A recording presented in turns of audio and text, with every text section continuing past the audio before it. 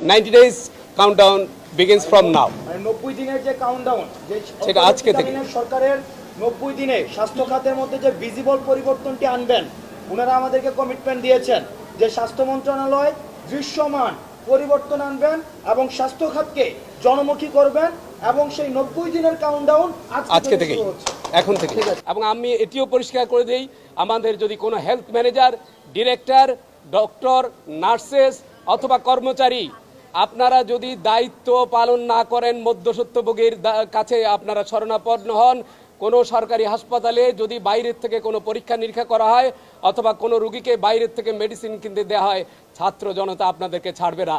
বৈষম্য বিরোধী আন্দোলন করতে গিয়ে যে ছাত্র জনতা যারা আহত হয়েছেন তাদেরকে এক্সক্লুসিভলি ডেডিকেটেড ওয়েতে একটি চিকিৎসা করার পিছনে কারণ হচ্ছে যে এই যারা এখন ভর্তি আছেন 500-র উপরে, এদের প্রত্যেকেরই মৃত্যুর ঝুঁকি রয়েছে ইনফেকশন থেকে।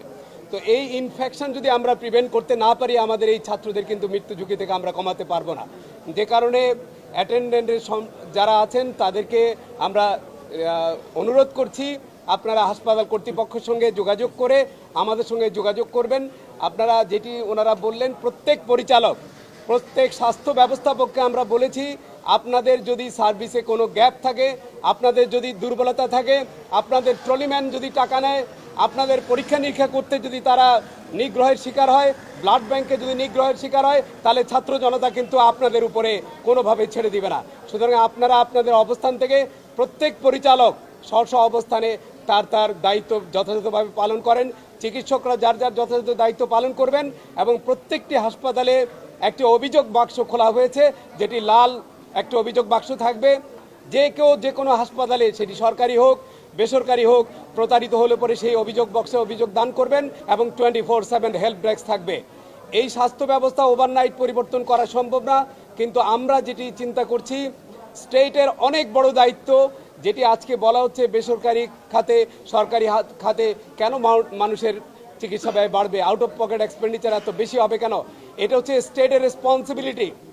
স্টেটকে দায়িত্ব নিতে হবে সার্বজনীন স্বাস্থ্য এবং চিকিৎসার জন্যে।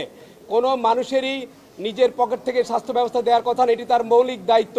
সুতরাং এটা রাষ্ট্রীয় একটি ইন্স্যুরেন্স পলিসি করতে হবে, যার মধ্য থেকে সবাই এমপ্যানেল প্রাইভেট হসপিটাল এবং গভর্নমেন্ট হসপিটালে কোনো নাগরিককে যাতে কোনো অর্থ দিতে না হয়।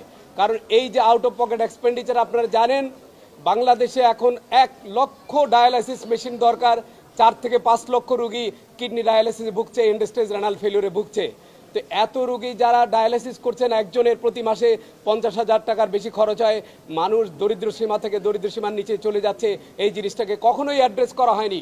সুতরাং এটি রাষ্ট্রের দায়িত্ব প্রত্যেকটি নাগরিকের চিকিৎসা নিশ্চিত করা এবং এই চিকিৎসা ব্যয় বহন করতে গিয়ে যাতে তারা দারিদ্র সীমা এবং তারা সম্বল সহায় সব কিছু হারাচ্ছে।